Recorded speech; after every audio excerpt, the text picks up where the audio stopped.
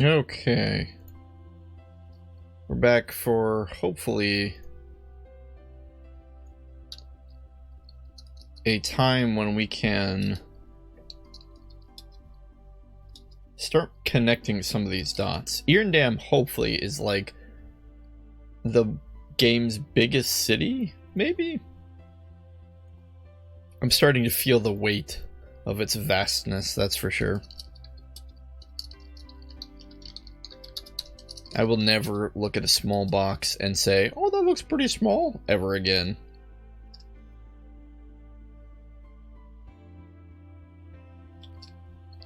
It's just, in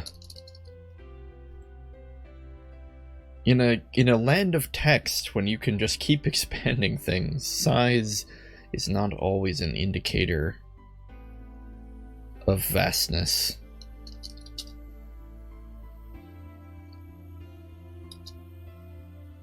Okay, so we're on Velectus Street. For some reason, Velectus sounds familiar. Is one of these Velectus? Yeah, right here is the intersection between Velectus and Geralin. So let's see if we can maybe find a connection here.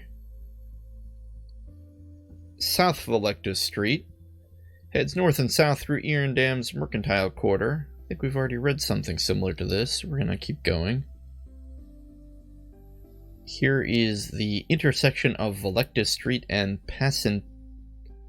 Pacintian Way. They form a cross here, just northeast of the Dantaran. The intersection is well traveled by merchants. At each corner of the intersection is an iron wrought post topped with an oil lantern, allowing travelers, even in the dead of night, to pass freely through the thoroughway. We're gonna just keep going north through Velectus. Whoops, we ended up in someone's house. Hold on, let's take a step back here.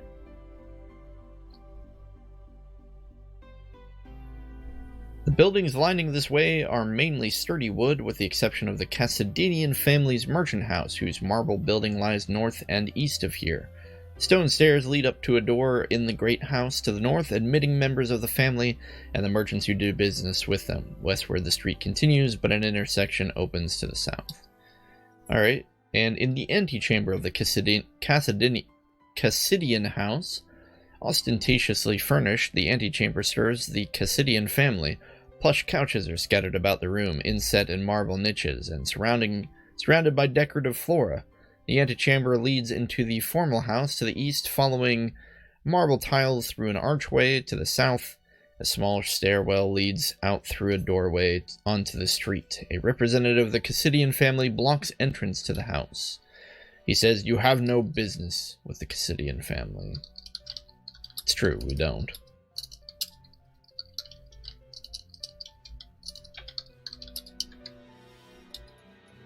We'll just follow Velectus Street further then. Cookie, knock it off! I wouldn't care, but you're gonna bump the mic.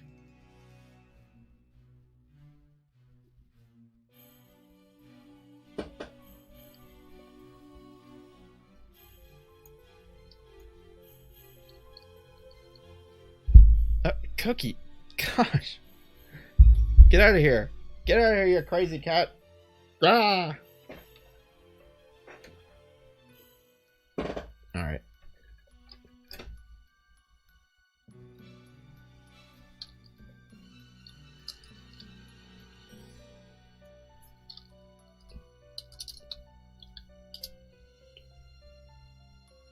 Okay, keeping on through Velectus. Oh, I think we've finally found a match. We have. Good, good. These are the same room.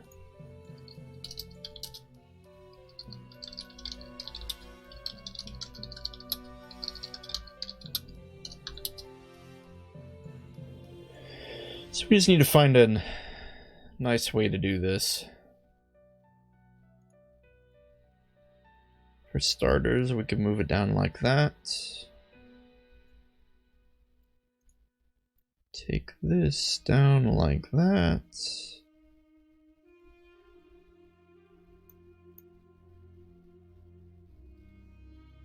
And maybe even grab... How do we do this? I think we just extend these by a little bit. It's probably the best way to do this. Yeah. Awesome.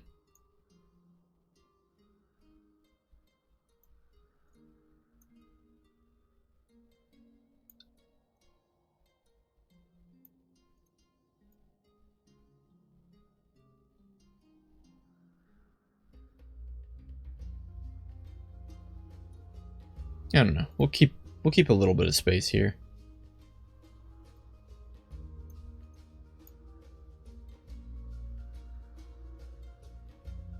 I'm not really sure what's best. The real problem is this, right? This northern part of the Salira Island, that's going to cause trouble. So we should probably go back there and map that next.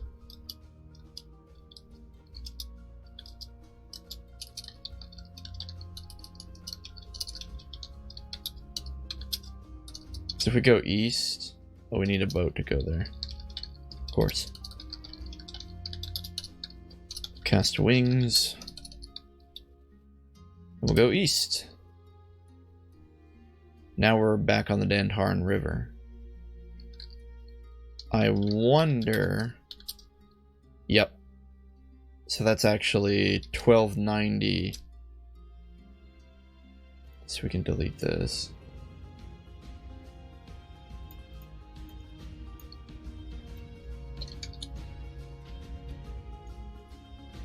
Okay. I mean, the dream, right, is to have the river matched up with the city above somehow. That truly is the dream. I don't know if it's even possible.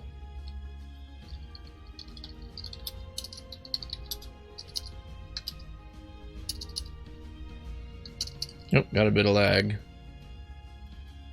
We gonna get disconnected? Yeah, looks like it. Nope, we're back in.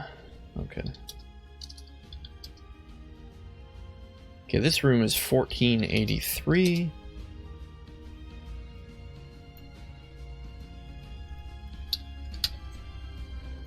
Here we are. I think we can fix this a bit. If we just take this and move it up like that. You can always extend this.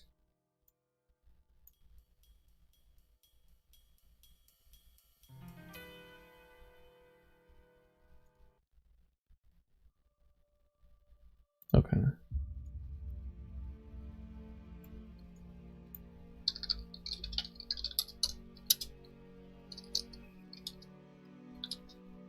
Okay, and to the west... Okay, to the west is not a river, so we don't need to worry about that.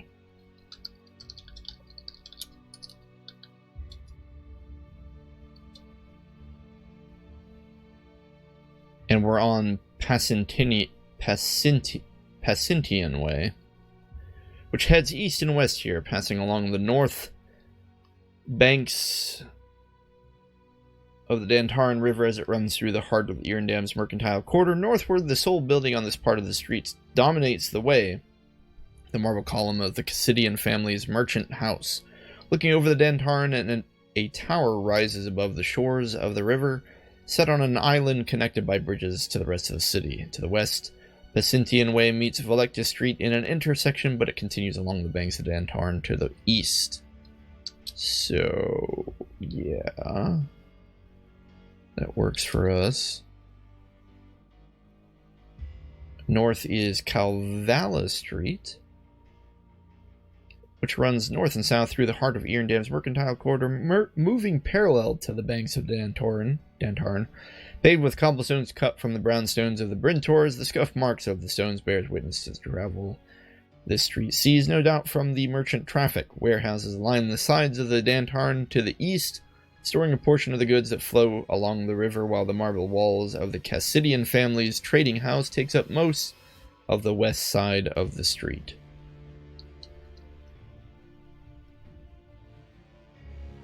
Right, because their house is somewhere around here. That's if we go east. We need a boat. Okay. Right, that makes sense. So we're in 1494. So we need to just put that in here.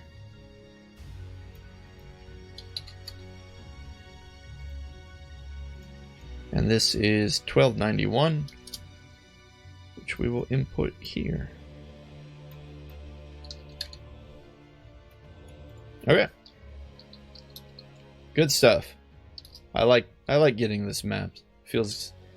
Specifically, I like getting the river sections mapped. Where does this lead? Under a wooden bridge. Huh.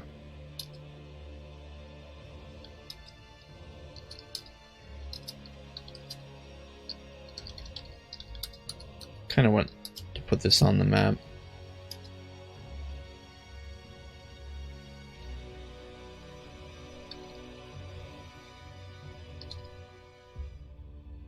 Under another bridge. There's a lot of bridges down here.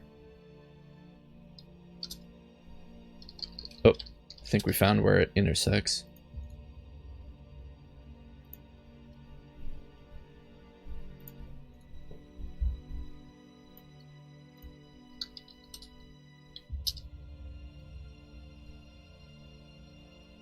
What the? Nope, stop. Oh my gosh. Where are we? We're here, apparently.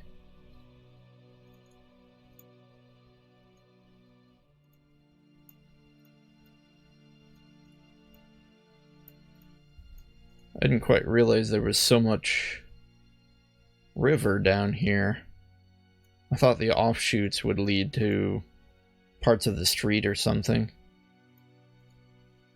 Does not appear to be the case.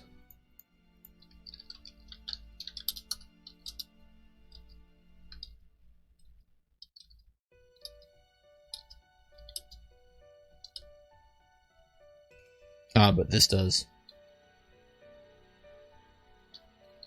We'll shift this up. Oh, okay. Pop out here. Wait a minute, this doesn't make any sense.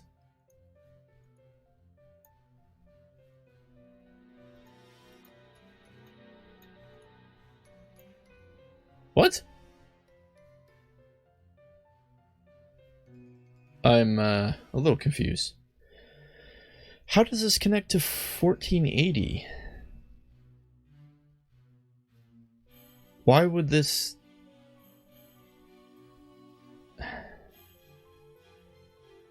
I don't think it does. I think that's just the mapper being goofy. Because I bet if we move this like this... Yeah, okay. Criminy.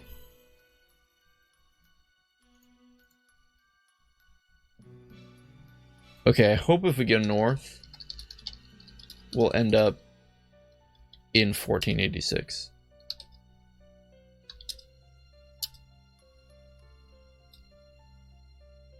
Crap, I don't know where we are. 1, 2, 3, 4. Yeah, that's how it works.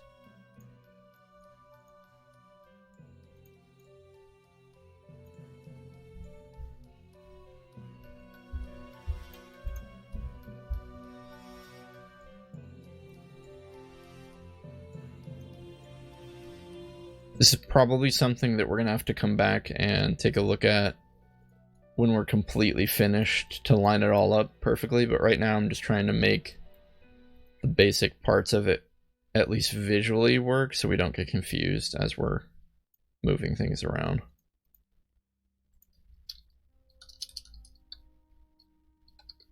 I think that fixes it, though.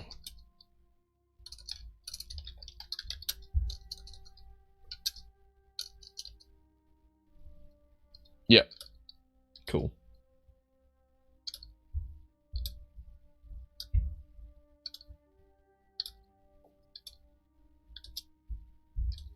Oh my gosh.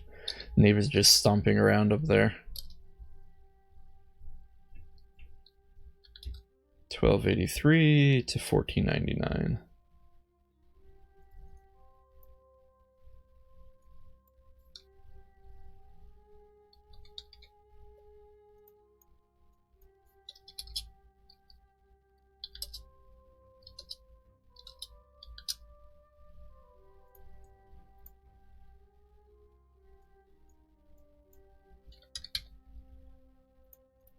Okay. Excellent, excellent.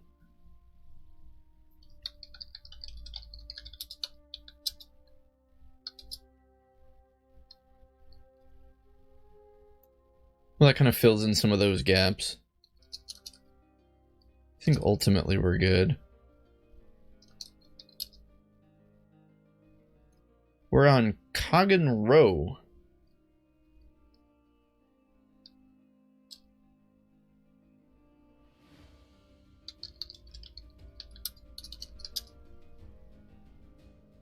Nice. This is all lining up.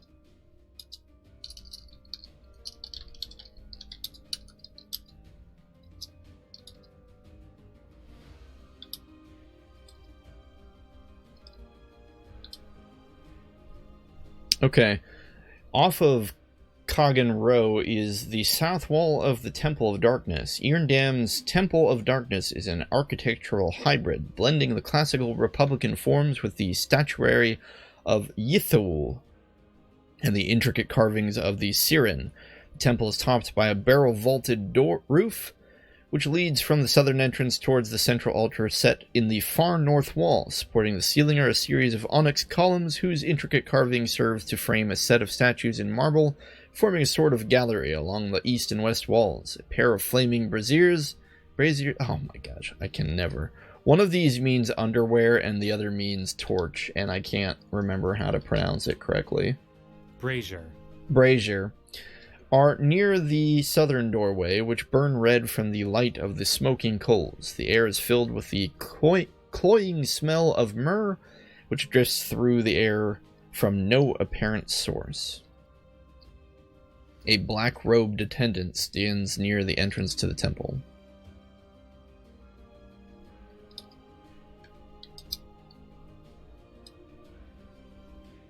Going in further, we're in the Temple of Darkness.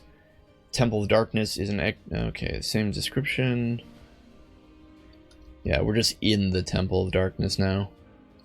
The description seems pretty similar, though.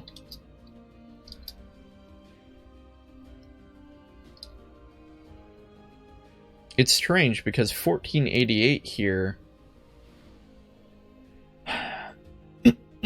passes off to the west like that, so we'll have to find a way to make that make sense. But there also seems to be a passageway down? So we'll go down into the Temple of Darkness. The entrance to the Conclave of Akhladu. This small antechamber serves as the entry hall to the chambers of the Conclave of Akhladu, the group of scholars charged with the keeping of the temple above. Funny, we really didn't see very many of them up there. Bricked in black obsidian, the only exits from this room are the stairs which lead upward and a narrow doorway to the south.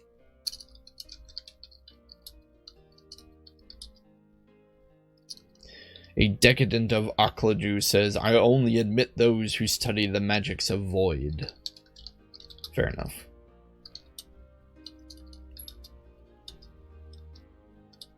We need to go this way and see where 1488 leads us.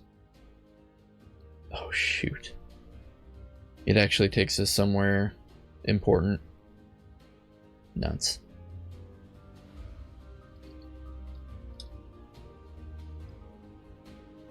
Into a back alley? Oh my gosh, and this back alley just keeps going.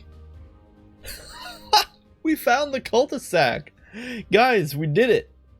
We finally found one of the cul-de-sacs. Okay, this will make more sense once I put it on the map. I just have to find a way to do it. It probably would work best if we just lowered this. Like that.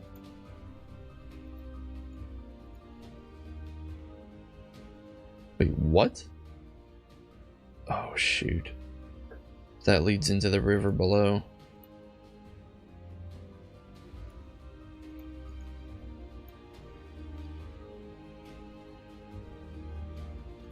Ooh, this is gonna cause some problems that we will worry about later.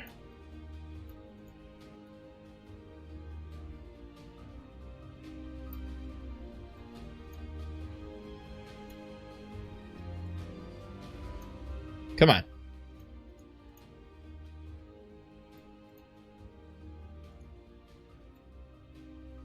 For now, that'll have to do.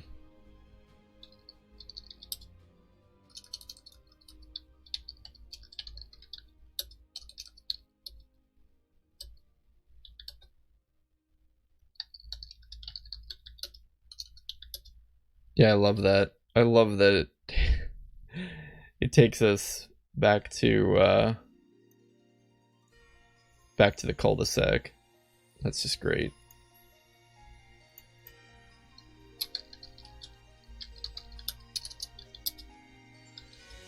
Okay. We found our second connection, if that makes any sense. First connection after the initial connection that we found in the central square. To the sewers.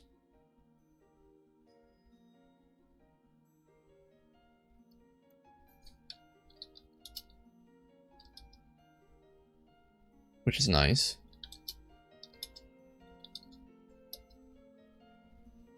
Where do we want to go now? This place is so big. Bigger? This place is so big.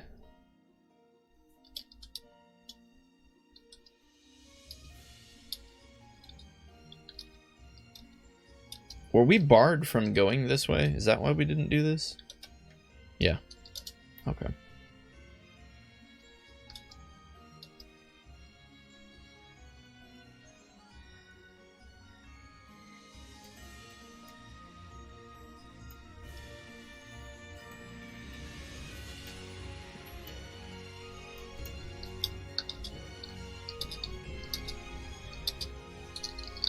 Okay, we'll check out what's west of Scaraway. The Mercenary Guild.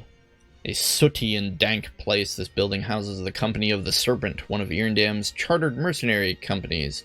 Handcrafted from clay and bricks, the building is built flush with Irndam's west wall.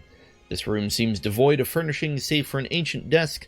The only illumination in the room comes from a pitch lantern, which fills the room with a black smoke, while providing only fitful illumination. The street lies east.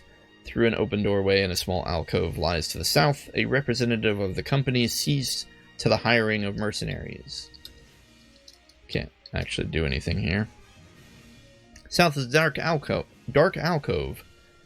This dank alcove is made of a simple clay bricks coated with a dark black soot, unlit and cramped. A stairwell leads downward from the back of the room, heading into more darkness. A small flicker of flame comes from a room to the north, off of which the alcove is built. Clad in black iron, a Templar swordsmith guards the stairwell. I'm sure if we go down, he won't let us. Yep. You do not serve the company.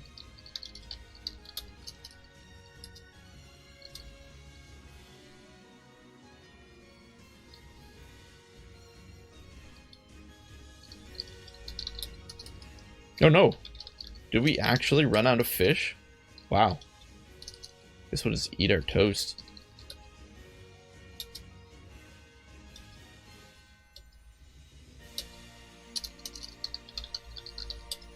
Well, shoot. We need to go fishing.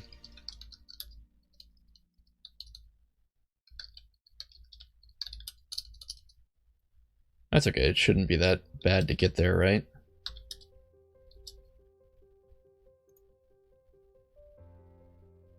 Hey, we already listened to this one. Put on a different one.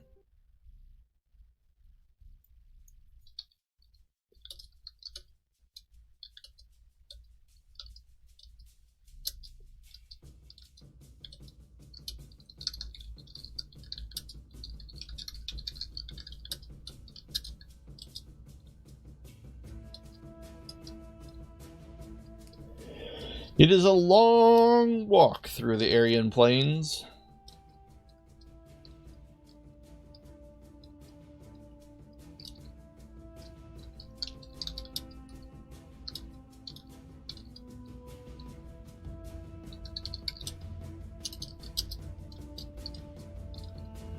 And then traveling through the Lythling Freehold.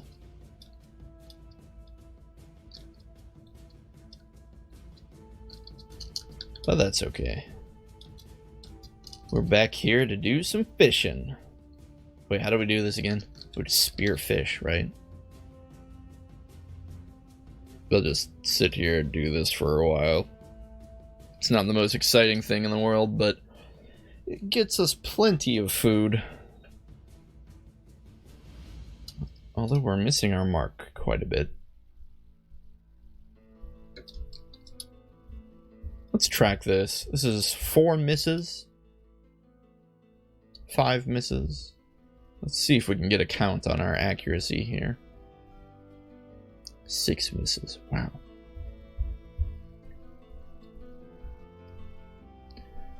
Seven.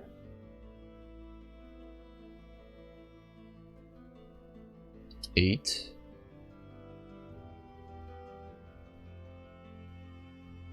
9.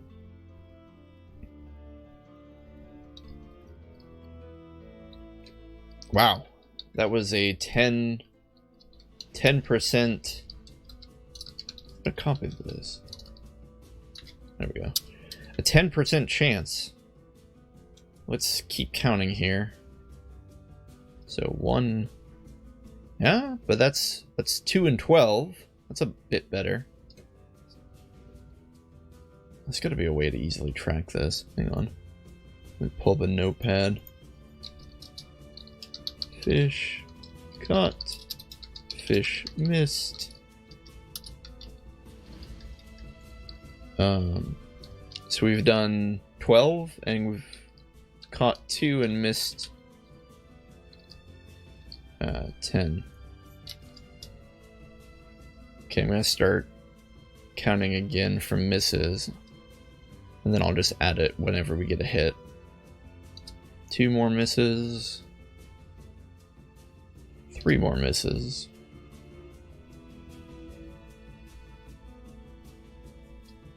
4.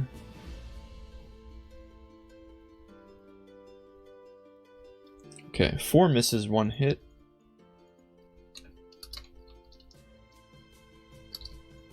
Right now we're looking at 3 over 14, which is 21% accuracy. 1 miss. 2. It does look like we don't need to move though. 3.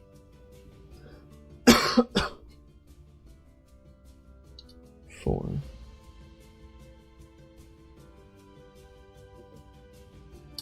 5.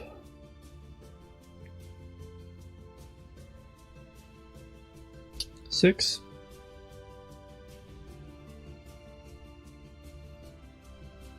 7.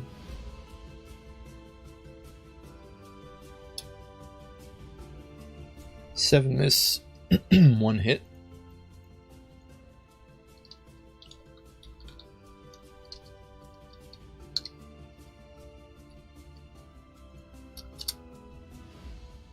4 over 21. Or about 19%. 2 miss.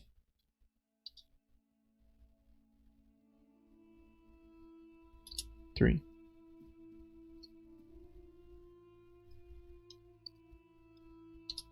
Four.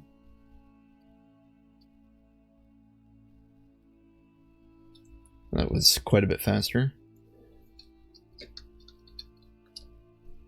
Okay, we're looking at 5 over 25. Or 20%. 20% probably seems like a good average mark here. Although that's going to throw off the math. We just got 1 miss and 1 hit. Which puts it at 6 over 26. Oh, I did that wrong. 6 over 26. 23%. Miss. Miss.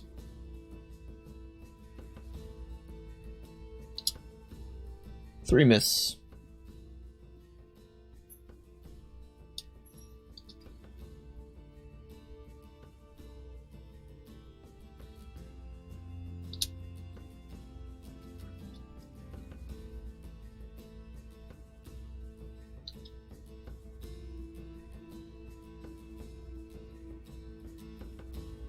Seven miss. This is going to throw our numbers back to more around 20%. 8.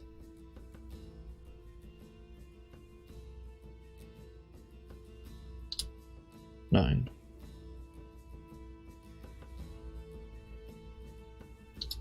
Ooh, 10 miss.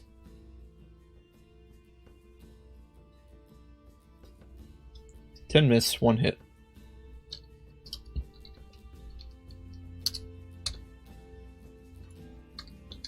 Seven over 36 or 19%. I'm gonna assume we have about a 20% chance. we get 1 right off the bat. It's close to 20. We'll go with that. That's good enough, I think. So we should get about 1 every 5-ish swings. Give or take, of course, because RNG can string us along and make us miss quite a bit. I'm going to stop counting here because this has been pretty consistently around 20%. Which again is not really that low, considering.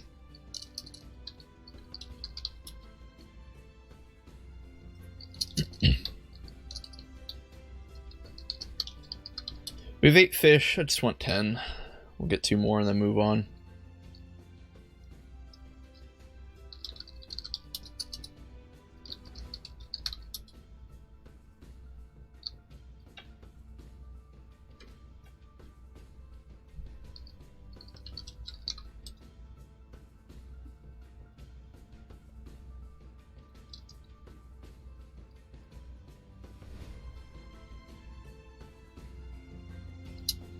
One more.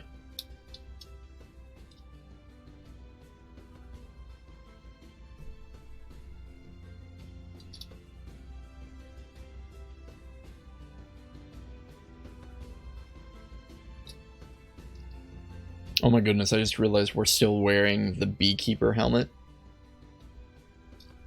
We've been exploring all of Erindam in a beekeeper helmet. In fact, we went into the sewers with a beekeeper helmet on. It's not a helmet, like a mask, shield, whatever you call it, hat. Can you imagine? Imagine Talar's just pushing up the grate of the sewer like, Rah! Looking like some kind of weird biohazard man. Okay. I think we got our 10th fish here. So we're gonna mosey on out. Travel back up to Erindam. Because we like pain.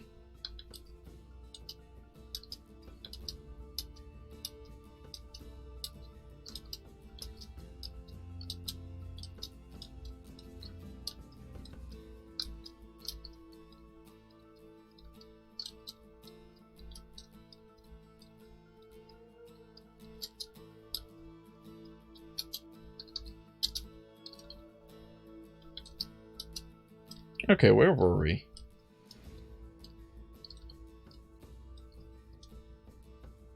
I can't actually remember, so we're just gonna start here. And go explore East Drawlin Street.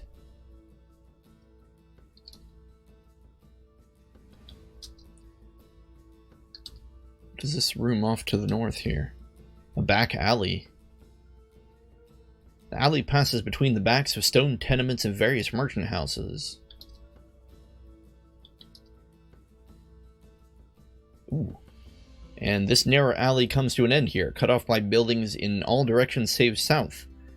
The north and east sides of the street are taken up by the back walls of what appear to be large tenements, but to the west a wooden sign hangs over an opening of a crudely constructed wooden building. The rank smell of alcohol and sweat come from the building, and the cacophony of voices from within seems to indicate a tavern of some sort. The alley opens to the south, heading toward East Drawlin Street. A grizzled barbarian blocks the doorway into the tavern. He says, "You're not our kind," and won't let us through. Fine, we didn't want to go to your rowdy barbarian tavern anyway.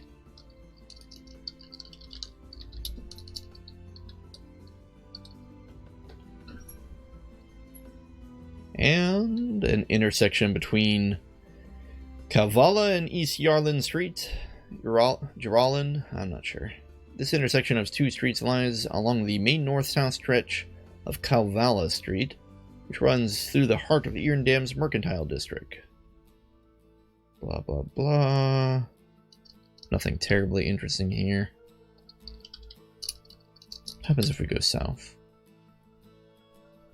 A couple things happen if we go south. First off, we do get an exploration point, so we haven't been here yet. Second off, apparently the mapper is going to need a little bit of help.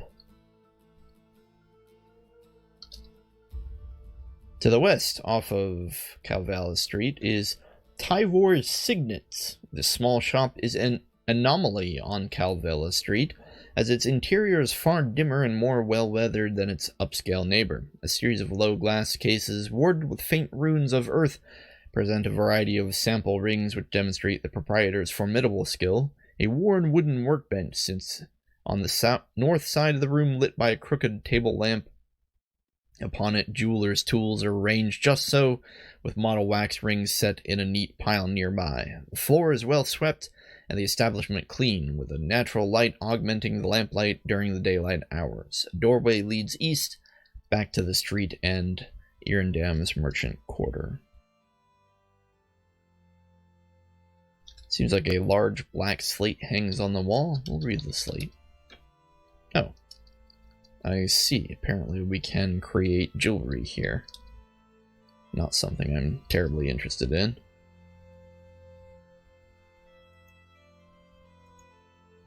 I don't think we're in Kansas anymore. Here's an intersection of Calvala Street and Trinian Way. I don't recognize Trinian Way. I'm gonna stop mapping and see what happens if we go east. Shoot, it's a new room. How does this work?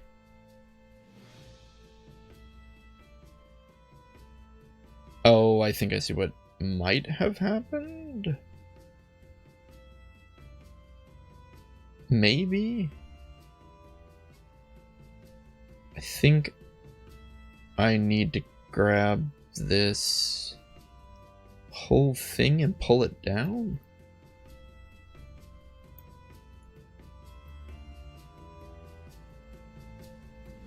Oh, this is going to cause such a mess.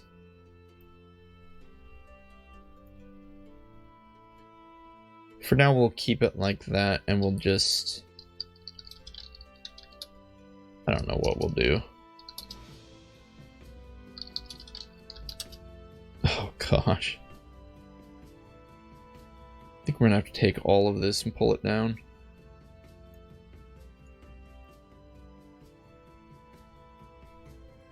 This is really gonna upset the river below.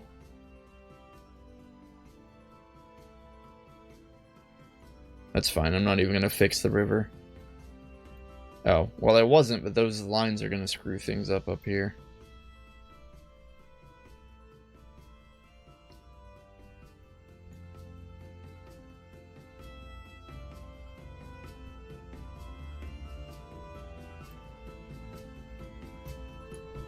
I guess that wasn't so bad.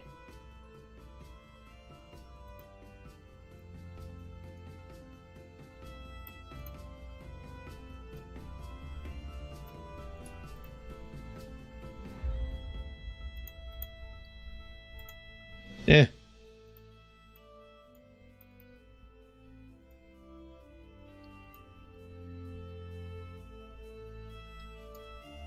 We have plenty of room now. Okay, Trinian Way heads east and west here, traveling parallel to the course of this part of the Dantarn, which lies past the stone pylons which line this northern river bank. Oh, we did run into Trinian Way like once, didn't we? However, here is Ketelin Row, or an intersection between Trinian and Ketelin Row. We need a boat to go south. Okay.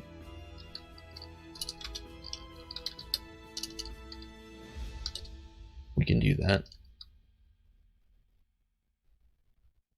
Oh, shoot. Hold on. Shouldn't have done it like that. Delete this. Add the exit back in. We aren't mapping. We'll see where this takes us. Okay, cool. 1525.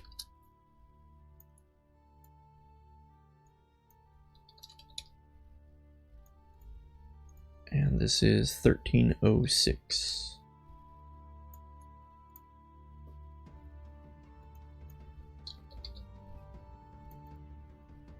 Oh, that does not look great. Is that can't actually be what it is it? No. No, it's not. It's, oh shoot. Okay, hang on, we can fix this.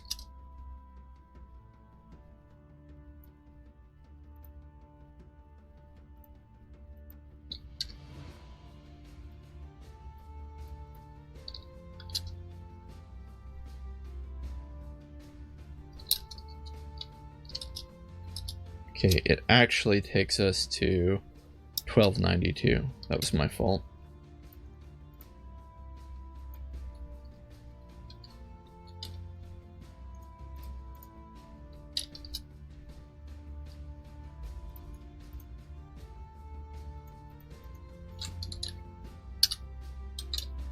Oop. Too many numbers.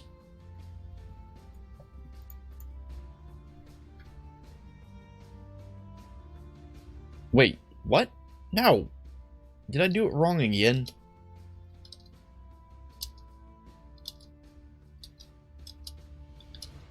No, that's actually how it works.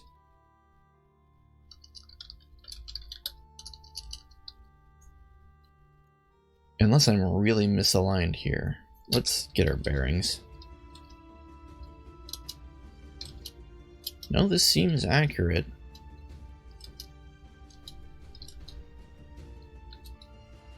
It just, why is it so funky? It's like really far off to the east.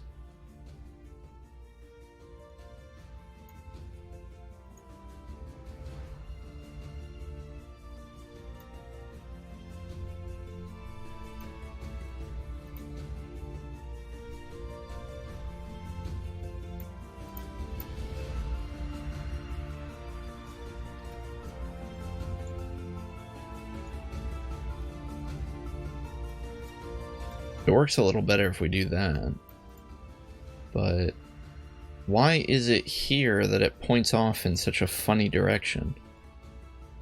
That's what I don't understand.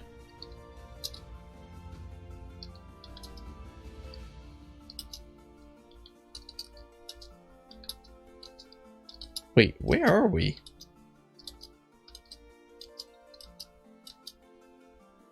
Hold up. We're in 1525. We go south. And we're saying that... Oh, wait. I put in the wrong number.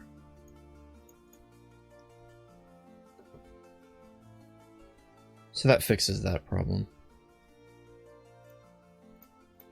In fact, if we can, we need to lower it down a bit. Well, worry about that in a bit. For now, we can at least rest knowing that these rooms are properly connected.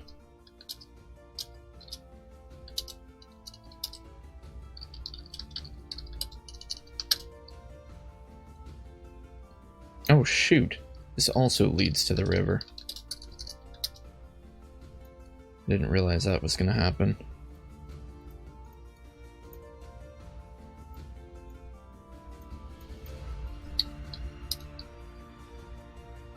Okay, this time we need to test it to make sure this is actually where we are, instead of immediately assuming that the mapper got it correct.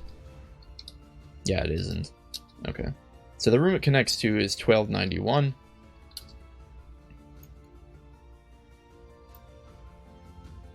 Which seems accurate. And we need it to connect to 524. Come on. Why are you not working?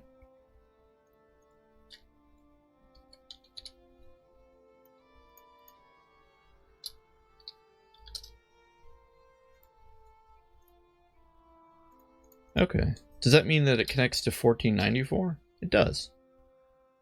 Alright. Not too shabby. Again, we'll make it look pretty later. We won't worry about it right now. Wait, do those two rooms actually intersect? Oh gosh. What have I done? What have I done? How do I fix this? The questions I ask myself every day.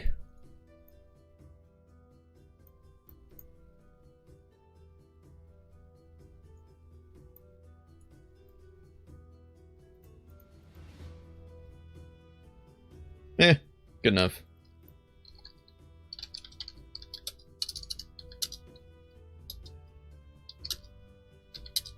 Seems to work too.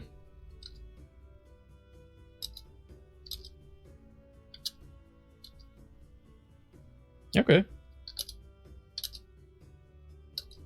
I like it. Let's figure out what's on Pacintian Way.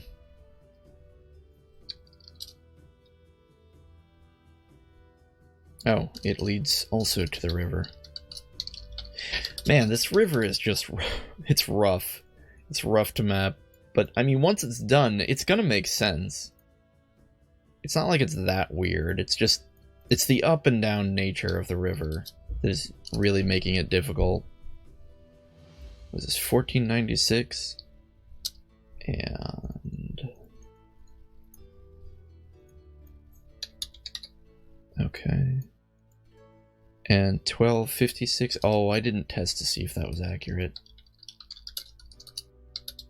I should probably look at that and make sure that that's where it's taking us. It is. Okay. 1496 and 1256.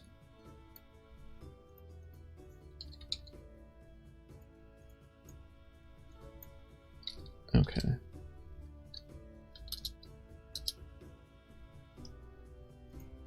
Looks like I may need to move it over like that.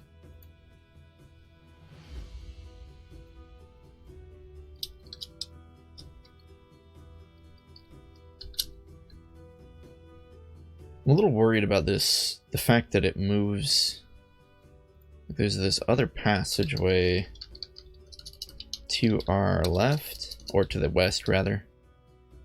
Ah, shoot.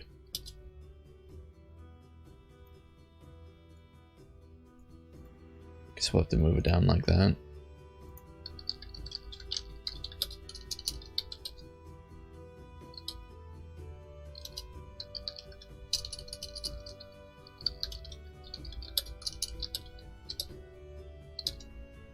And as expected, 1487 connects to the river below, which is 1496.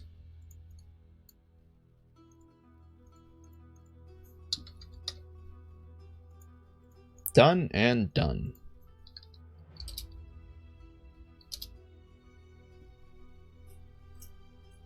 Oh, gosh.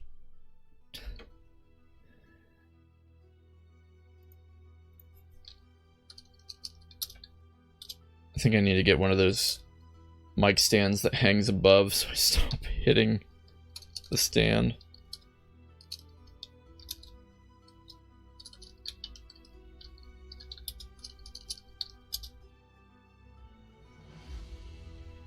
Now this doesn't line up, but that's not that surprising. In fact, I'm going to come over here first.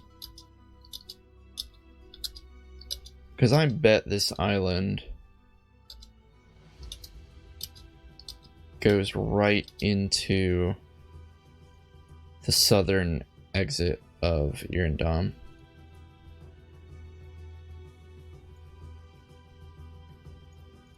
We should test that. So what, 2 south? 1 south, 2 south. Oh, it doesn't. In fact, it just keeps stretching southward.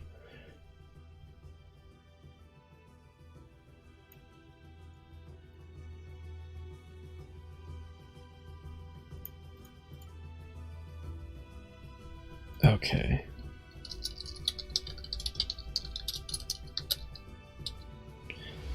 Well, it leads to atop an arched wooden bridge which then travels into Dantaran Avenue.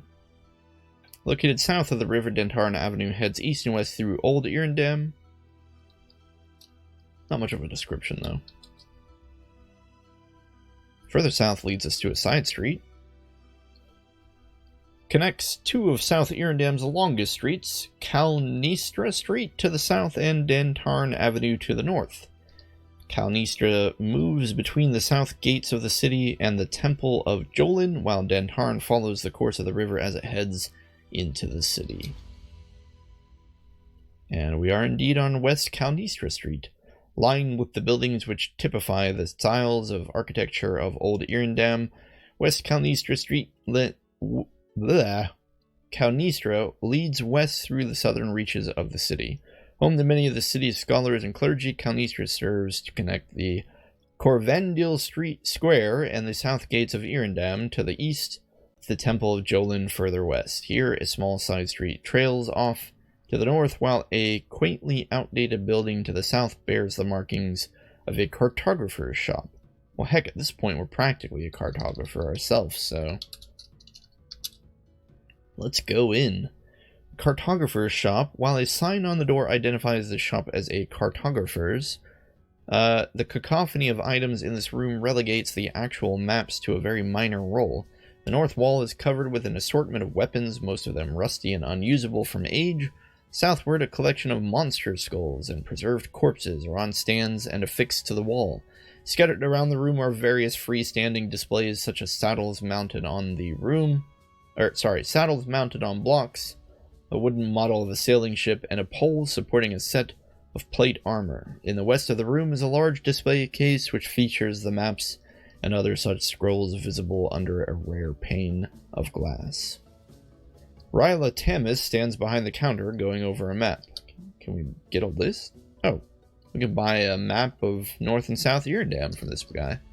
We're making our own, so we don't really need to buy one, but probably would be helpful if we weren't tediously plotting our own map.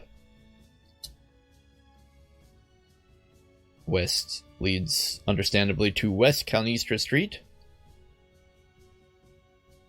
It says, here the north side of the street allows entrance to the column doorway of one of Irindam's banks. Meanwhile, to the south sits the former headquarters of the Circle of the Eurodite Eye, Guild of the Alchemists. It seems like the Alchemists are gone in this game. Was alchemy once... was that like a class or something? Because I think Varbandor, didn't we run into a science shop or something where everything had been stolen and the dusty beakers were just like scattered about? We're in an empty antechamber. This was once the antechamber to the now disbanded alchemical guild known as the Circle of the Eurodite Eye. Clearly once well furnished, now there is little aesthetically pleasing here. The wood paneling has become stained and the north-facing windows have been boarded up. The remains of a shredded curtain is draped across the southern doorway. To the north, Calnistra Street awaits. A member of the Circle of the Eurodite Eye stands guard here. Oh. However, if we go south, he says you are not within the circle. I would have to guess that perhaps alchemists were a class that are no longer part of the game, maybe? I don't know. We'll figure it out. Further down, West Calnister Street,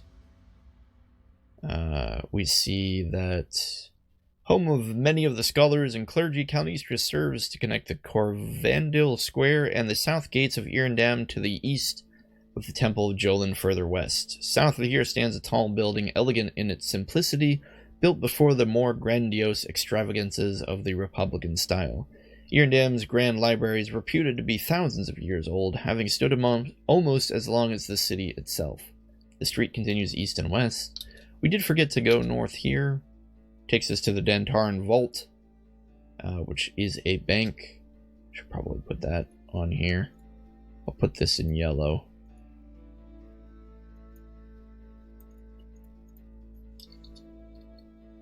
Okay.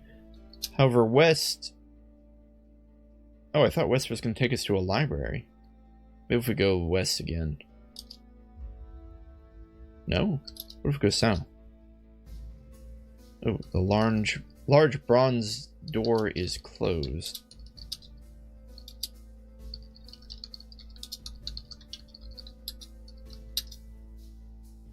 Ah, here we go. We've opened the door and found ourselves in the foyer of the Irindam Library.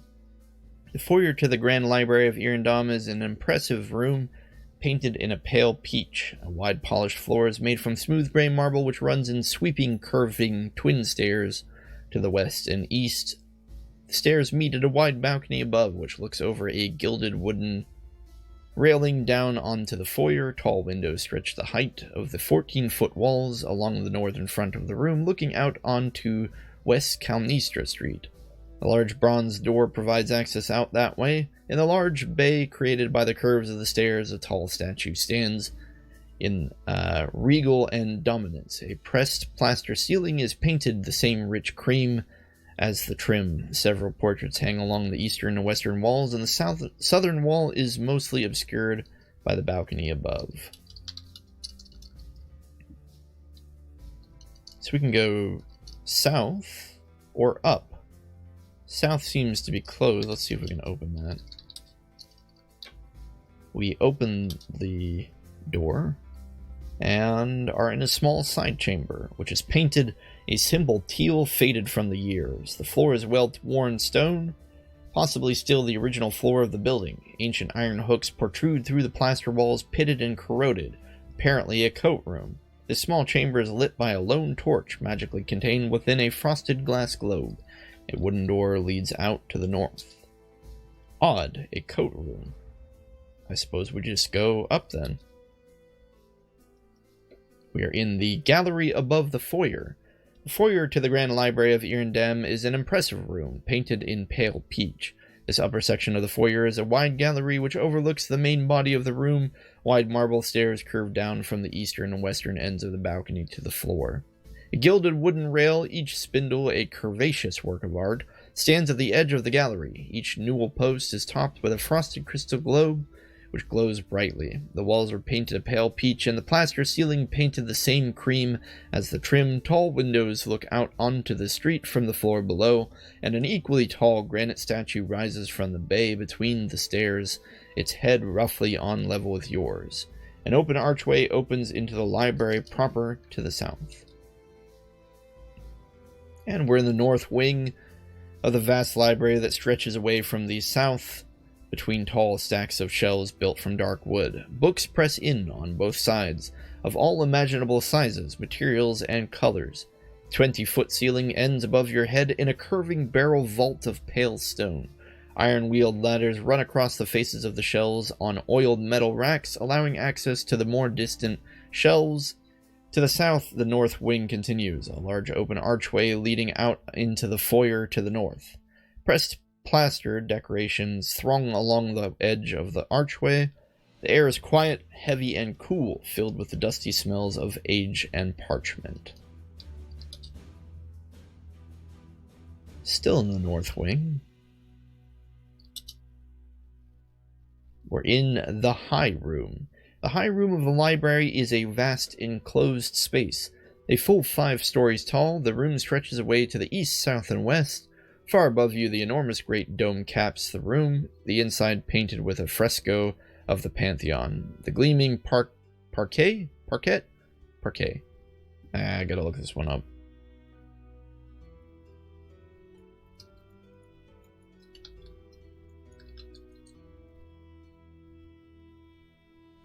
Come on, Google. Parquet. Parquet. I was right. It is a flooring composed of wooden blocks arranged in a geometrical pattern. Alright. The gleaming parquet floor of the high room is dotted with wooden benches and chairs at many tables. The northern walls and indeed all the walls are completely covered by dark wooden bookshelves, ascending nearly to the bottom of the dome and broken only by the balconied galleries on the 3rd level. In the center of the room, a large crest is fitted into the floor. The air is quiet, heavy, and cool, filled with the dusty smells of age and parchment. There is an Aelin man who's flying here, expression dour. We can go up, or south and west. Oh wait, we're now in the center of the high room. Seems to have an identical description.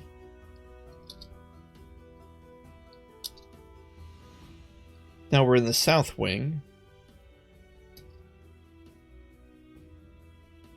Oh, it just keeps going. This place is huge.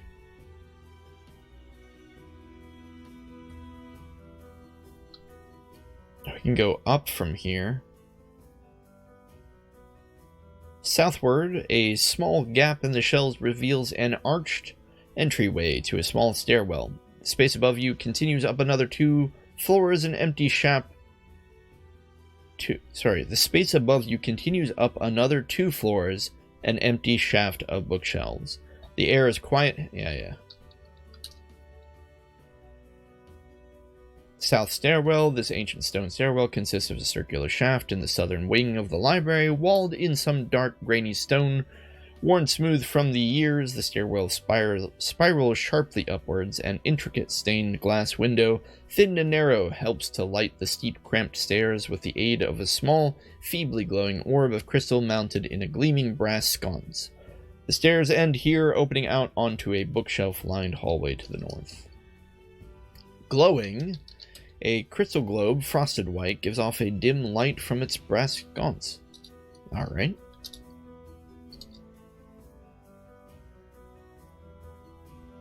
We can travel along the south wing. A bug-eyed Nefortu flaps about, restocking the library shelves. There's a closed door to our south. We'll open the door.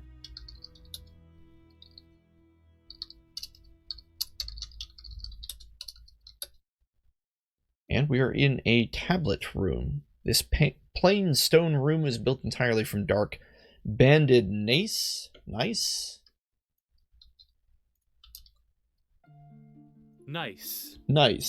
It is a metamorphic rock with a banded or foliated structure, typically coarse-grained and consisting mainly of feldspar, quartz, and mica. Alright. This plain stone room is built entirely from dark banded gneiss. A wide counter of solid oak runs almost completely around the walls, breaking only to allow access to the deep red door in the northern wall. Fragments and tablets of stone are carefully laid out on the counters. A small pair of shelves sit on the western wall, one containing a number of rubbing waxes, the other a quantity of thin parchments for tracing. A frosted crystal globe hangs from the ceiling, illuminating the room with a steady light. And a last piece of the south wing. There's another closed door off the south wing.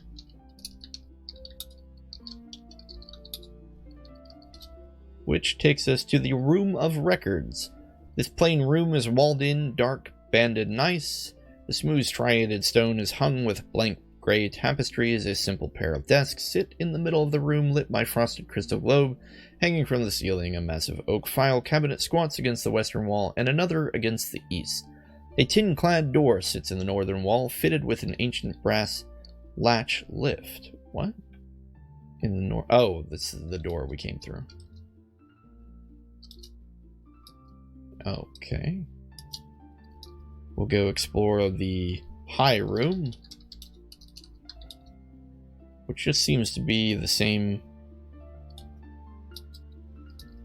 kind of room repeated in a 3x3 square. We can ascend each piece of the high room, which I will as soon as we've got a better understanding of this floor of the library itself. We are now in the east wing. A Shudeni hovers here, clad in the robes of a Psionicis. And now we're in another part of the east wing that seems to have several passageways leading off from it. This passage to the west is a dusty alcove. Little more than a 3-foot niche between two dark shelves of books. The shelves are made from time-stained wood, almost black, reaching the 9 feet from the worn stone floor to the smoke-streaked ceiling. The air is chill and dry, smelling strongly of dust and old books. A feeble glass globe, frosted white, emanates a pale, poor yellow light at the end of the alcove, but the ancient tomes and venerable shelves seem to almost stunt and absorb the light. To the east, the alcove meets a wider, brighter corridor through a small door-shaped gap in the shelves. Yet another dusty alcove. I don't know if I'm going to read the dusty alcove descriptions. I don't think they're terribly important. Opening a door to our east takes us to the scriptorium. The crumbling white sandstone bricks of this long, low room attest to the masonry's immense age. Low braziers in the corner keep the room warm and dry, bolted to the floor and carefully installed with slitted metal covers to ensure against fire. 3 rows of high tables line the room against the eastern and western walls, and running down the middle of the room. Tall stools are set before the tables, a simple quill rest and inkstand built into each place. The silence of the rest of the library seems positively uproarious compared to the deathly rigid absence of sound here. Frosted crystal globes hang from the ceiling at regular intervals, bathing the room in a constant bright yellow light. Yeah. And of course the room leads out to the west. We can go south here and find ourselves in another piece of the scriptorium. Or we can go east to find a stairwell. Another dusty alcove. Another dusty alcove.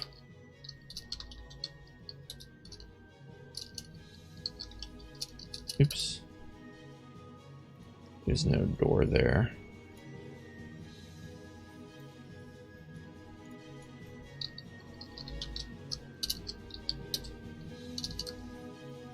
Oh, there's just no door there. I said it, but I thought I had opened to the west for some reason. Okay.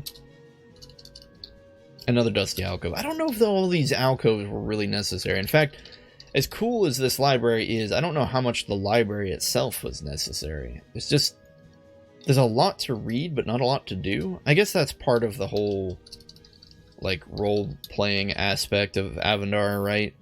Like, mechanically, there's no purpose to this being here. It's literally just here for us to walk through and read.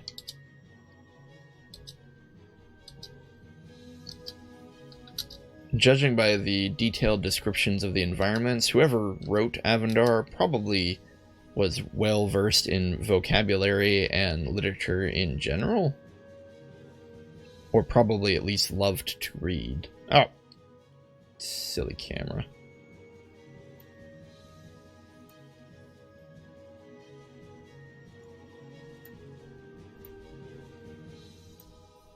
Okay. Anyway, probably loved to read. And so perhaps they built this library to their own tastes. The inconsistency of the doors is interesting, though.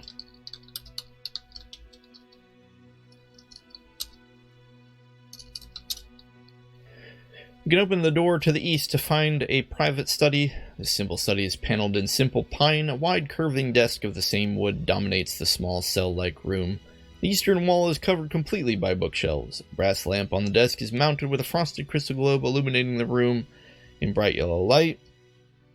The ceiling is glossy plaster, painted with a simple chart of Avendar's moons and some of the more commonly known stars. A wooden door leads west, fitted with an ancient brass latch lift.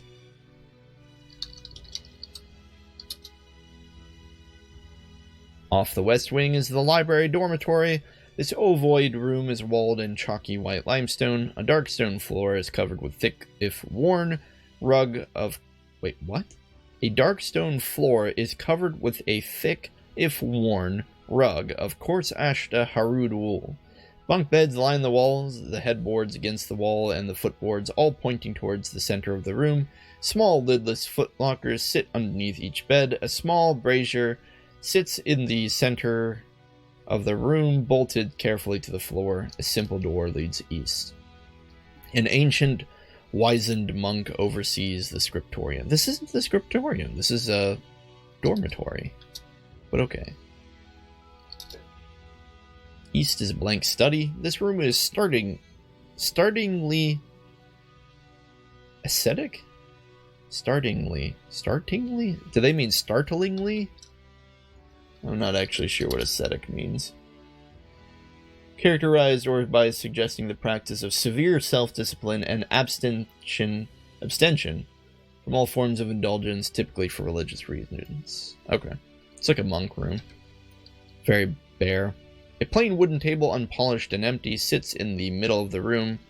One plain glass globe hangs from the ceiling by 3 links of iron chain, illuminating the room in a harsh white light. The dull plaster walls are painted in blank ivory, as is the ceiling. The cold stone floor is made from tight-fitting granite. The masonry clearly very old. I'm going to see if this is probably a word. I'm just dumb. Well, the internet doesn't recognize startlingly. I'm going to try to do startlingly. Is that a word? Well, startlingly is not a word either, apparently. Oh, wait, no, it is. What is startlingly? Startlingly. It's an adverb in sudden brief snatches, or with sudden nervous jump or start. Okay, never mind. No, startlingly is correct.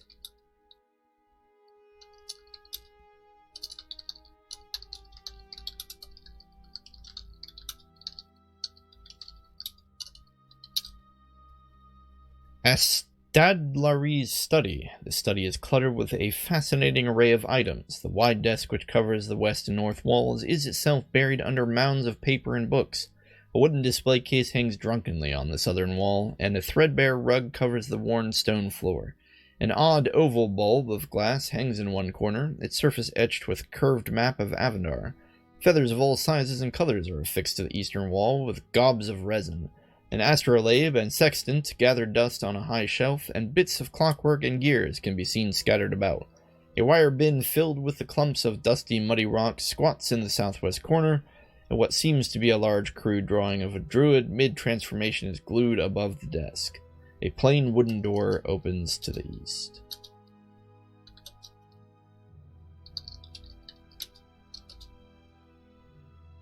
Now we are in Professor Sandakuan's study. His study seems to have been long empty. A fine patina of dust covers the rich ebony desk and the bare shelves above it. Frosted crystal globe. The plaster walls and ceiling painted an odd, deep shade of violet are cobwebbed in the corners. The ancient stone floor of polished granite is in need of a sweeping.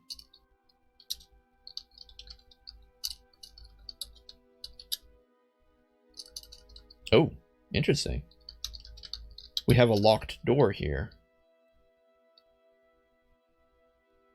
that cannot get through. Huh.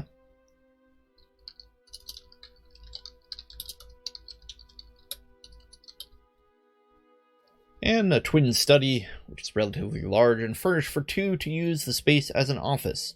Against the north and south walls sit large desks, one mahogany and the other a light, nondescript fir. The plaster walls are painted a subtle teal, light and airy. Covering most of the eastern wall is a large decorative rug, elaborately designed to illustrate the world of Avendar. The crystal globe illuminates the room with a steady light in a gleaming brass sconce. A foldable canvas cot sits next to the mahogany desk, and a plush elevated bed abuts the other. A small set of lightly varnished oak bookshelves sit in the northeastern corner, mostly empty. A plain wooden door leads out to the west. We aren't even done with this place. Or the first floor, I mean.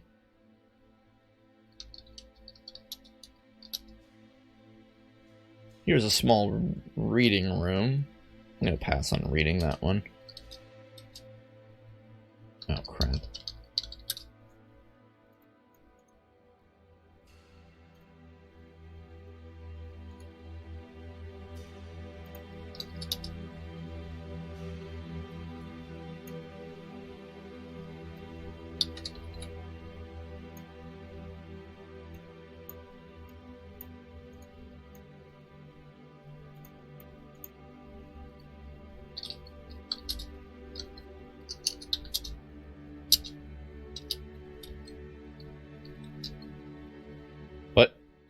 What's going on here? So the mapper is like, wait, where are you? Wait a minute, hold on. Oh, it accidentally renamed this room. You are thirsty. Are we thirsty?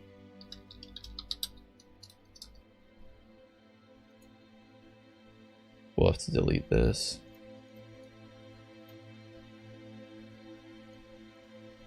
And then re-put it in here.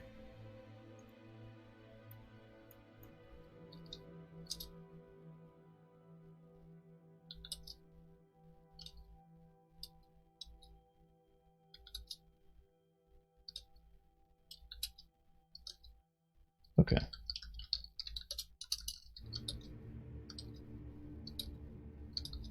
There we go.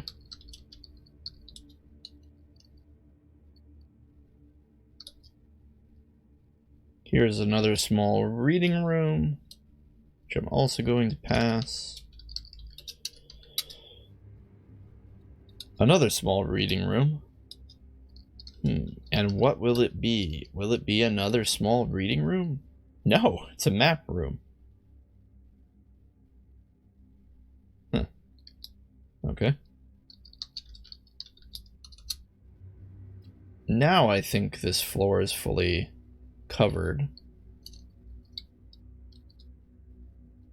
So I think we just start going up these ladders in the main room.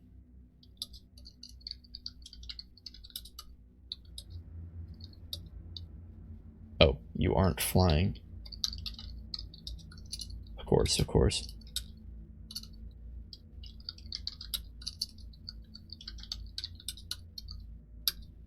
Up we go. Above the high room. The high room of the library is a vast enclosed space, full 5 stories tall. The room stretches away from the east and south. Far above you, the enormous great dome caps the room, the inside painted with a fresco of the Pantheon.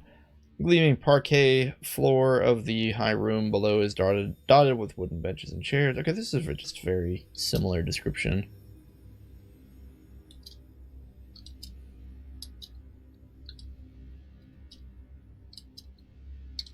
So it just looks like we can go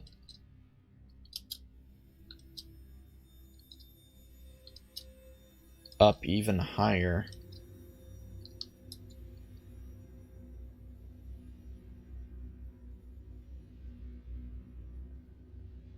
I'm not really seeing a distinct description difference here.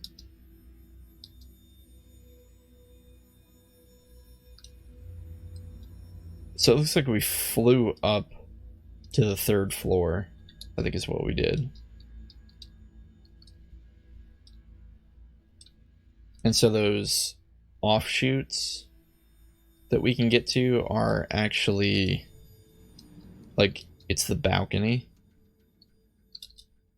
Yeah.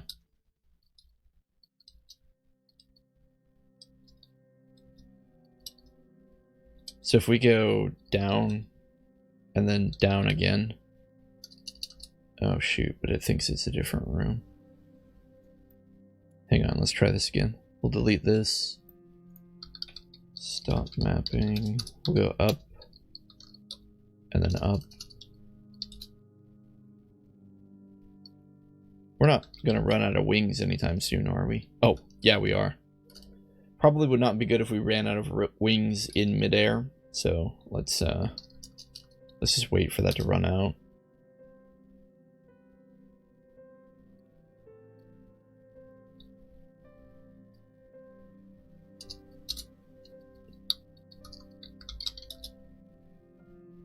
There we go.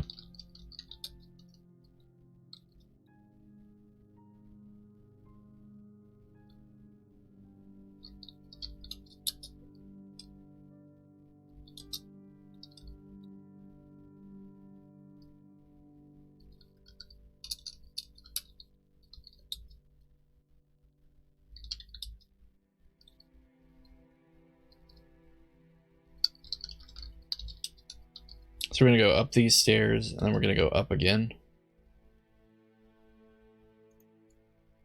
We'll delete this room.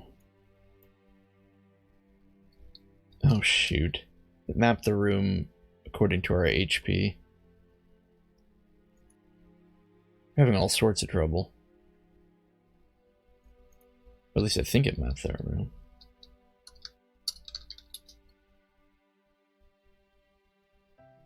Yeah. Okay, let's delete it and try it one more time.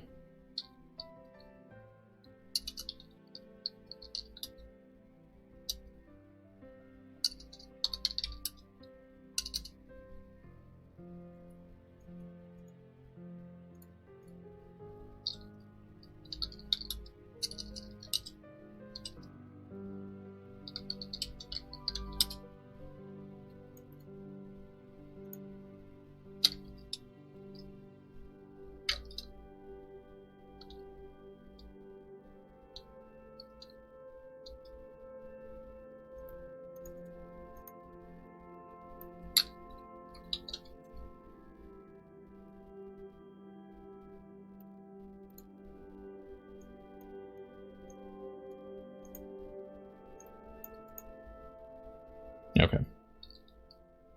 Wait, is that correct? Oh no, it's not. I put the up in the wrong room.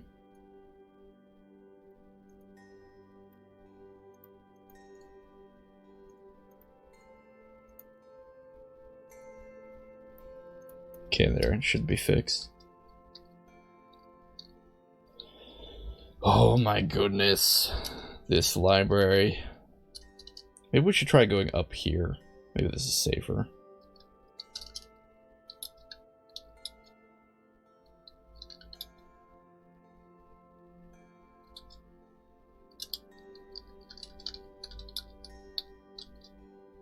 Okay, we're gonna go up. And we're in a stairwell. The only way we can go is up and down. So we're gonna go up again. We're in a stairwell. We can only go to the west. Okay, we made it. Now, wait. I'm scrolling out here. Shouldn't this be like really close to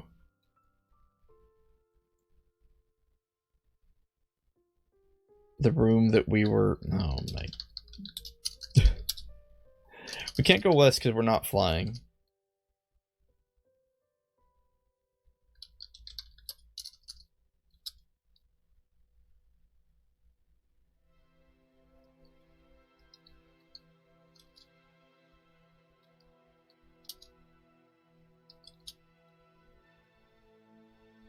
Okay.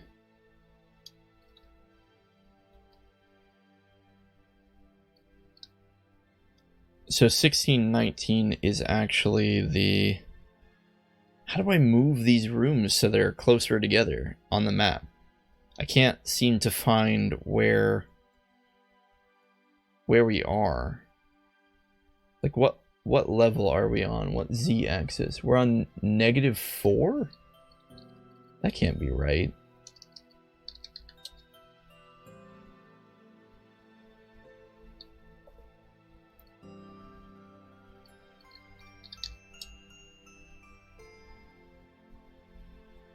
Oh, it's not.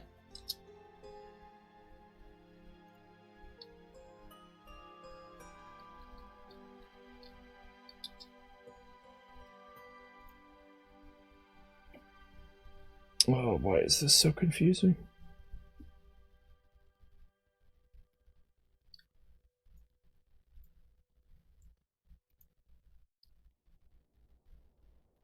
I think this is -1, oddly. Let me check here. Yeah, we're on -1. How on earth are we on -1? Did we map Irindam on -2? Oh my gosh, we did. All of Irindam is on -2 for some reason. So -2 is ground level, even though that doesn't make any sense.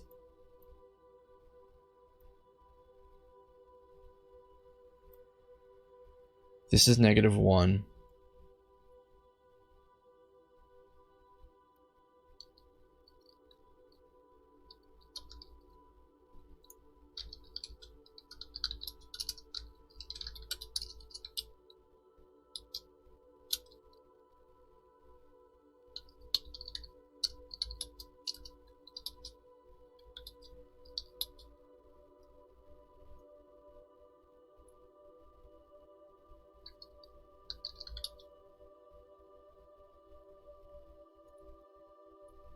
-1.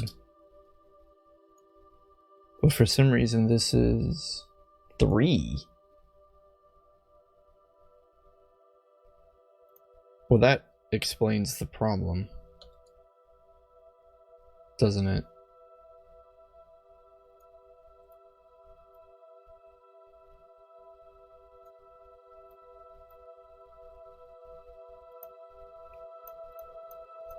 Okay. So we just need to move these to 0.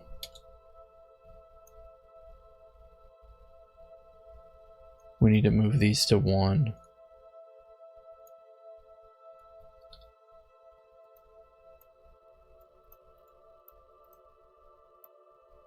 There we go. That fixed it. Sorry guys, for some reason it threw these rooms that we were flying up through into like three stories higher than they should have been. And I couldn't find them again. But now that we have it tracked like this, it's going to be a lot easier to... Yeah.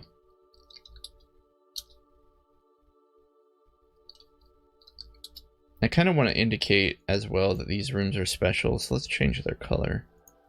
What should we do for flying? Some kind of light color, I think. I guess we could do white. Ugh, kind of looks bad though.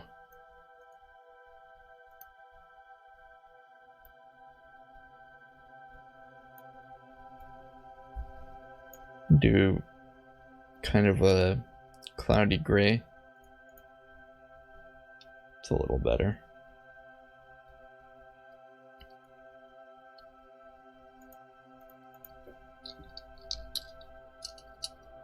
We'll do the same for these.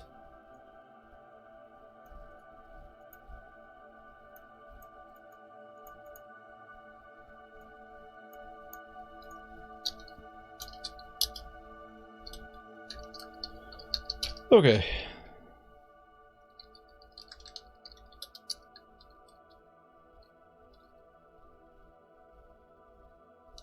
Oh, I see the problem.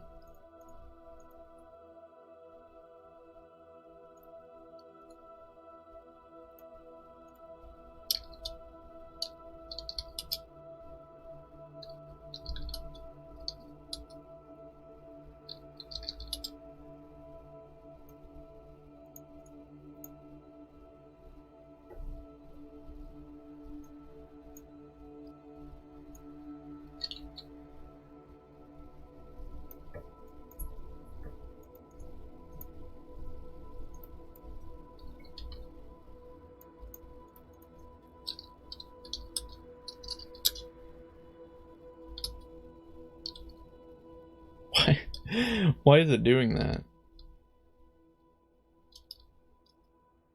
Oh, because there's a down exit. Okay.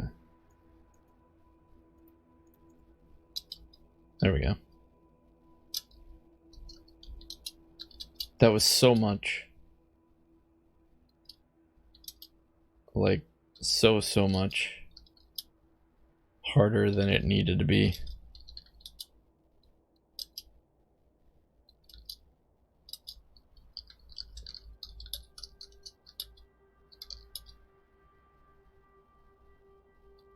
It's another stairway here. Okay, this is the part I don't understand. I don't think this is accurate. No, it's not. It's Avendar doing more Avendar things.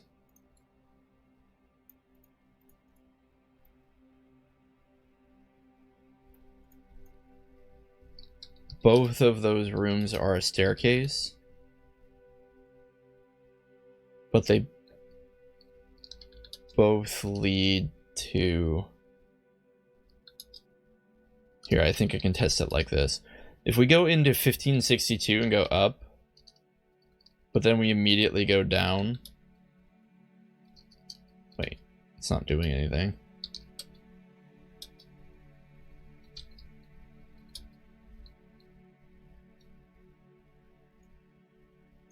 Oh, I see.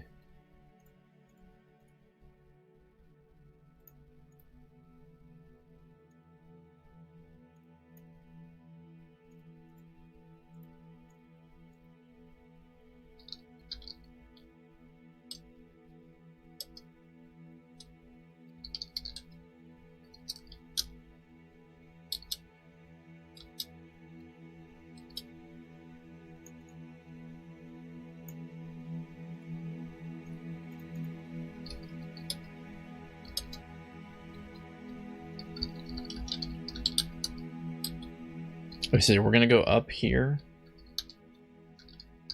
Then we're gonna immediately go down and see where it takes us. Oh, no, they are mapped to each other. Okay. They are distinct rooms. Now, if we go east and then we go up and then down. Yeah. Okay. So they're distinct up to that point. It's just here that they're not distinct. Because now when we go down... Or are they?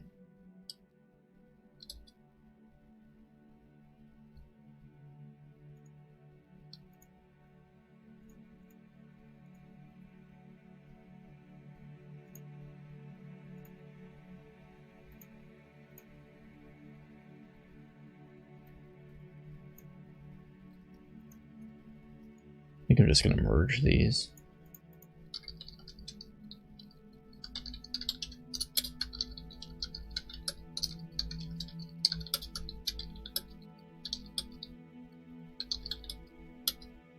Okay, I see. Wow, that took me way too long to understand. Okay, so essentially this is just two sets of stairways, one that goes up and one that goes down. I was just getting really confused because it's in a different spot here. I don't quite understand why. I think I'm going to take these and pull them out like this in order to kind of signify that.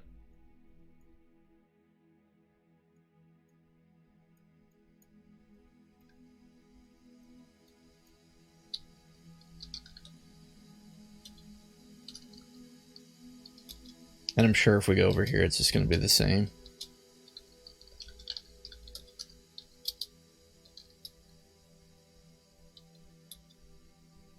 Yeah.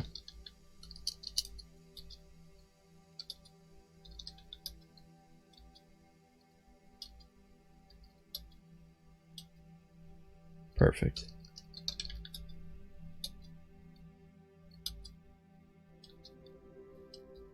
Last but not least, we'll do the same thing over here.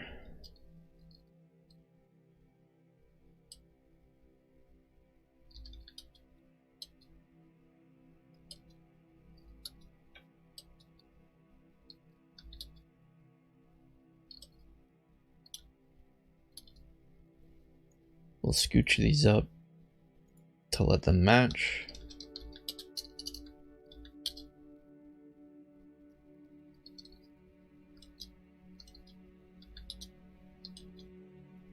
Good.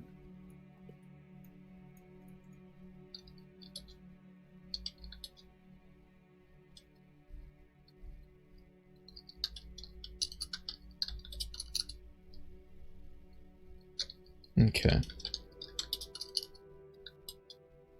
This one's minor, but I'm going to go ahead and go up and down each of these just to line up the mapping between them. That way, if the user, aka us, is simply moving between these, the mapper will know that they're connected and won't get confused.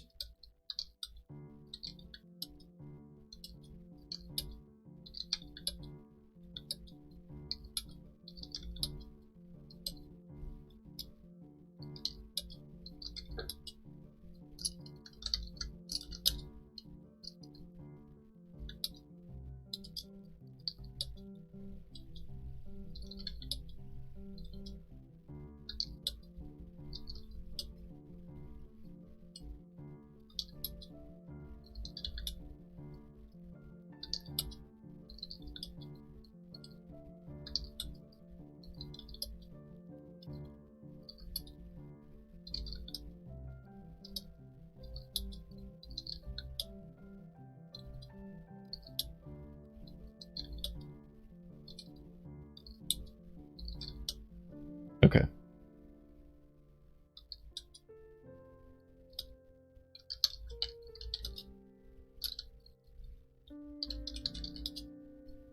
And that takes care of that. I think the only way to go up any higher is by flying in one of these 5 rooms.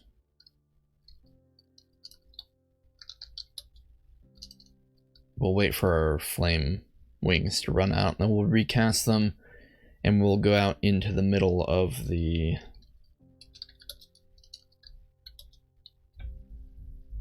room here.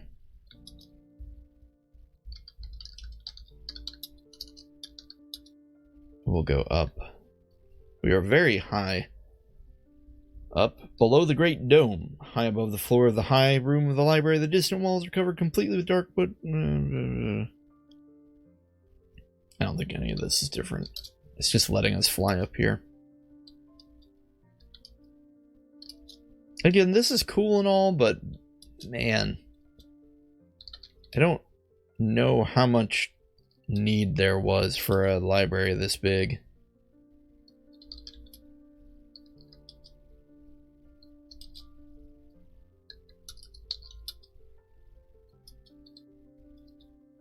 Shoot, did I get this one? Yeah. Oh no, we're exhausted. And our jug is empty.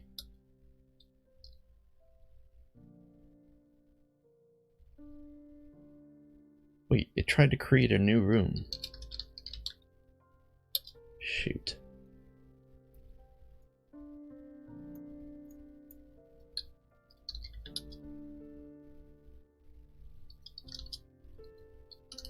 We're so exhausted. This isn't good.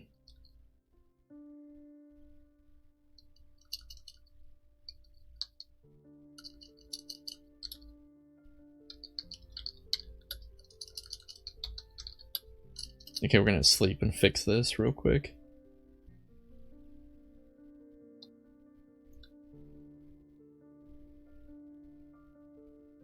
Oh, there might not be anything to fix.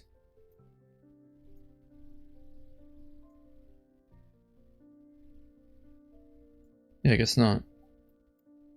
Maybe we got lucky.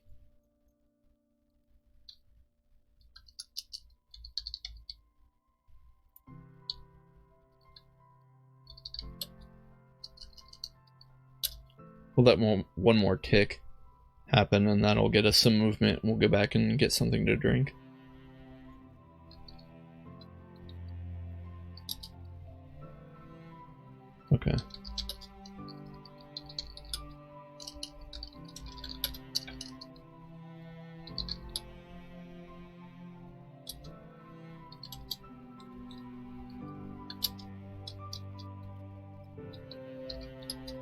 This library is huge.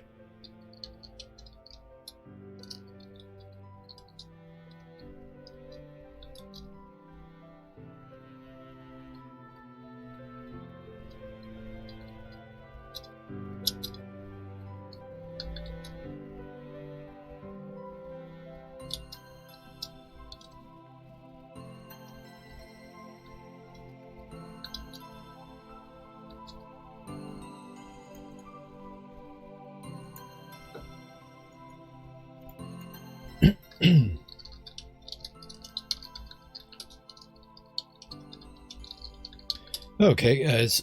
I think my voice is running out, and we have been doing this for quite a long time today, so I'm going to end here. What did we get done today? Well, let's see. We started out in Irendam without much of anything mapped other than this section. We did not travel into the sewers. We're going to leave that exciting adventure for yet another day. However, we did connect a lot of lower parts of the river up to Irendam here in the north. We also explored the entirety of this palace, acquired a bit of cast-aside bracelet, jewelry kind of items, which I'm sure we can find a place to hawk at some point. And yeah, just overall kind of getting a much better feel for Irendam in general. We also ran into, of course, this crazy large library, which I don't know if it serves much of a purpose, but hey, it's here, I guess. We found it. We'll clean it up, because I think there might be like another room up on the top that we need to go do. I mean, wait a minute, is that literally just the last room? Because if it is, we should just go do that now. There's no point in waiting. Yeah. I bet it is the last room in that place that we need. But yeah, overall, not the most exciting day in Talaris's life. He certainly spent a lot of time... Sorry, I don't know how to get back to the library. Oh, right, it's over here. He certainly spent a lot of time today getting more familiar with what I would consider to be like the sister city of Varbandor. I'm kind of secretly hoping that there aren't any more big cities like this. At least not quite for some time.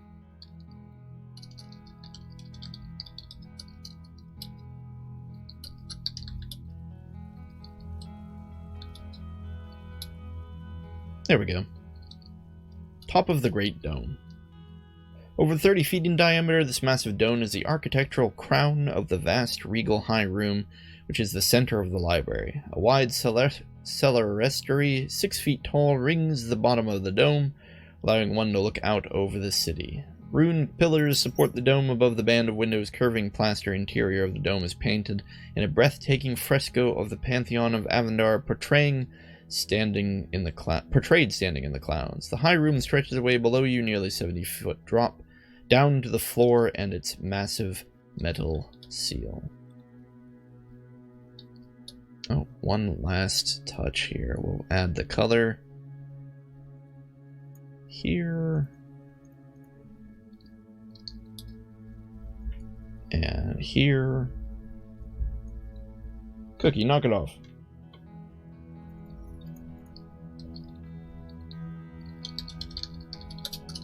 And then we will float down to the bottom.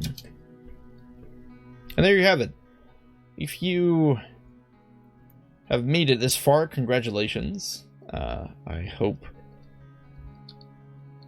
you have had a good time watching, or at least listening, to some interesting room descriptions. And thanks for watching, and I hope you have a great day. The next one, we'll probably continue to explore Irendam, and hopefully one day we'll be done. We finished Varbandor, right? Anyway, thank you and have a good one.